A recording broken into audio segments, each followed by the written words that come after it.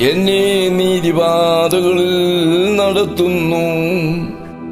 കുരിരുൾ താഴ്വരയിൽ കൂടി നടന്നാലും ഞാനൊരു അനർത്ഥവും ഭയപ്പെടുകയില്ല.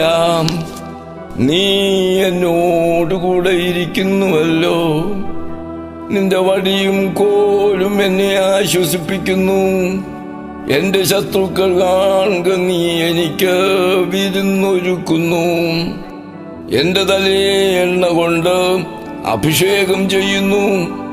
എന്റെ പാനപാത്രവും നിറഞ്ഞു കവിയുന്നു. നന്മയും കരുണയും എന്റെ ആയുഷ്കാലമൊക്കെയും എന്നെ പിന്തുടരും. ഞാൻ യഹോവയുടെ ആലയത്തിൽ ദീർഘകാലം വസിക്കും. ദൈവമേ, സ്തുതി നിനക്ക് യോഗ്യമാകുന്നു.